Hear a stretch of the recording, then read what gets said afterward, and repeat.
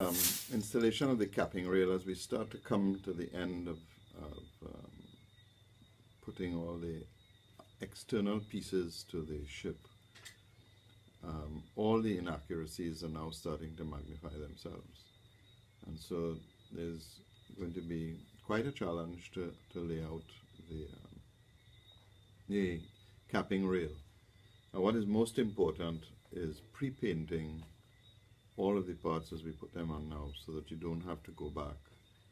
Again, I stress to take the time, put 3 coats of paint on it, sand, particularly the lines where 2 colors interact, where the black capping rail and the red sides of the boat. Those are very distinct lines, and you need a nice clean line. And the clean line is going to depend on the quality of the paint job on the capping rail. We need to drill the holes to hold the capping rail in place.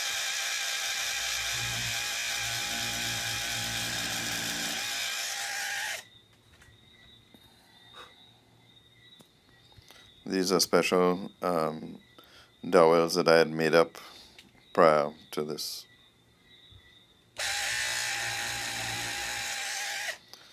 If I get a chance, I'll show you the dowel machine. It fits on a Dremel, and it really makes fantastic dowels.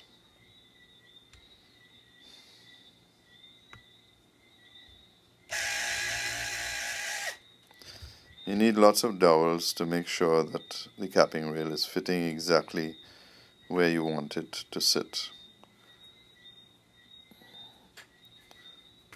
Then you take the glue and you spread it evenly from the top. Again, not too much. If you put too much, it's going to spill over and cause a problem for you with cleanup later on. And then you need to spread it with your hand, because it'll tend to be thicker in some places than others.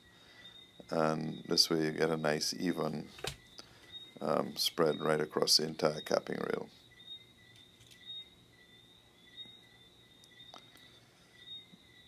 I put the pins in beforehand and then line it up and push it on.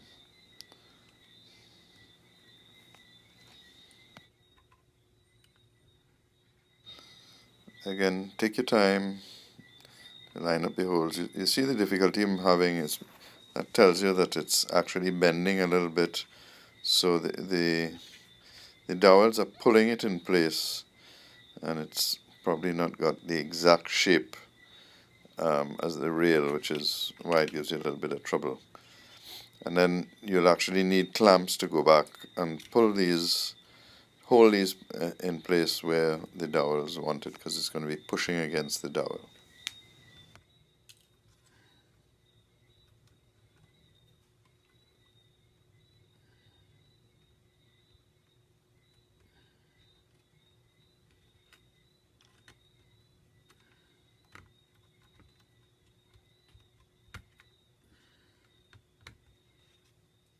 Should have had all your clamps set up beforehand, because even though this glue dries, the PVA glue dries very slowly, it does start a setup, and the quicker you get it clamped down, the better.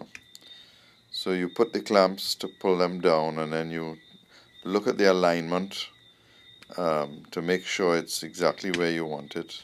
If it isn't, you might have to put in a few side clamps to pull it into place.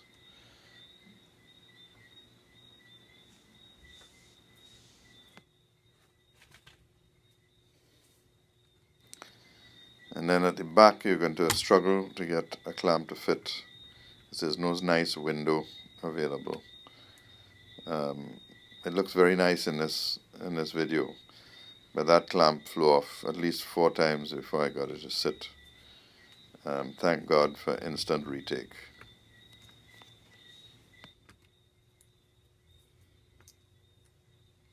And here's that side clamp I was telling you about, trying to pull the railing inwards.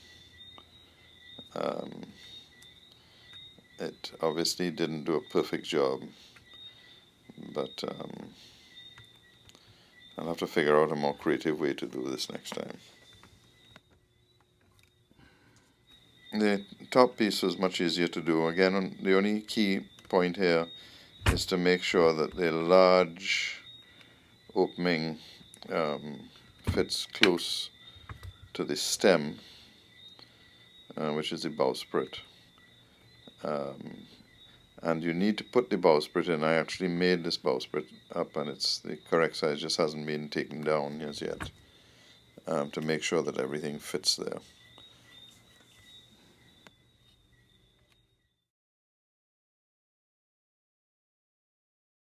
Well, here we are.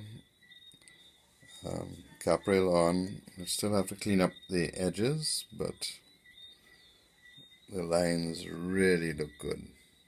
Nice and clean differentiation between the walnut sides, the red across on the other side, and that's what we're looking for.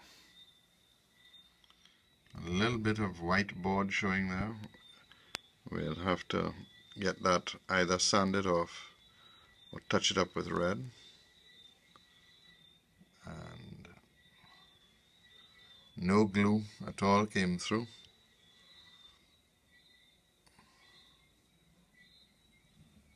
Again, a little more white there. So we have a little bit of work to do there, sanding and touching up. This edge is not as important because you're going to sand it flatly, and then you're going to put the molding over this.